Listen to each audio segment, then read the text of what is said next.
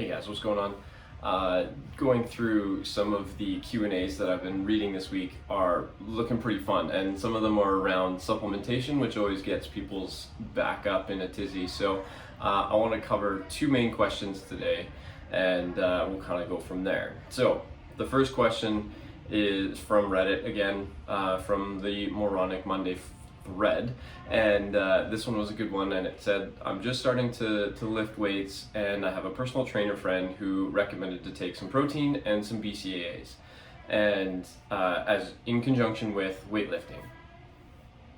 Now, and then they ask, is this a good idea or not? And so the first thing that I want to tackle is, first of all, BCAAs, absolutely useless. Save your money, use that money on a better quality protein powder or getting better quality food, because a protein powder will already have branched chain amino acids in them to a greater volume. Now, if you want something sweeter to sip on, fine, but like BCAAs are super expensive for the value that they provide you as far as muscle wasting or any other marketing claim that they say.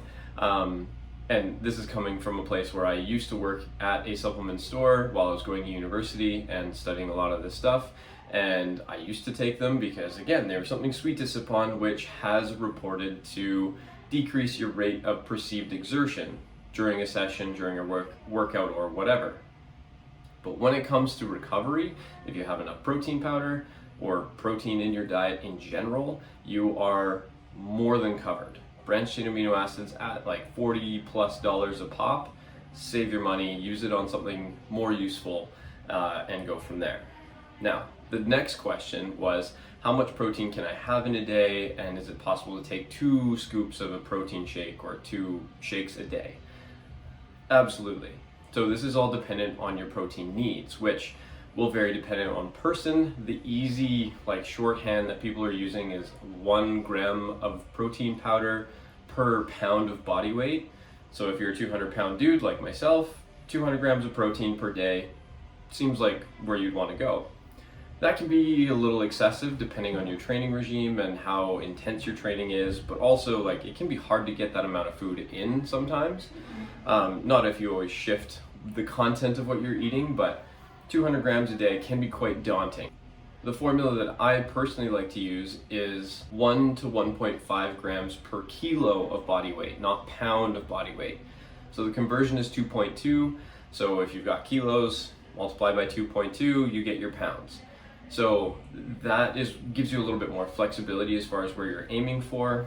And again, you can also use many other shorthands, but the simplest way to start is to just get the right amount of protein between 1 gram per kilo and 1.5 grams per kilo. So I'm about 80 kilos on a good day, and so you want to hit at least 80 to maybe 120 grams of protein a day, and that's usually going to suffice for your protein needs for that day. Now, the key thing here is that it is every day. It's not just on training days or otherwise. You want to hit that number every day, because you're still going to use protein as a fuel source for repairing muscle, for allowing your body to continue to function as a human being, but also for that long-term recovery. So you work out, have a great workout on a Tuesday, you're still recovering into Thursday depending on how hard you worked. And so your muscles will take a little bit of time to recover, and so you need protein, a steady inflow of it to carry on.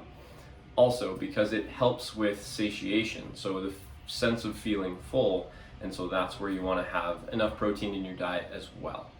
So there are 2 questions answered, and probably a little bit longer of an answer than you may have wanted, but that is what I wanted to cover for today.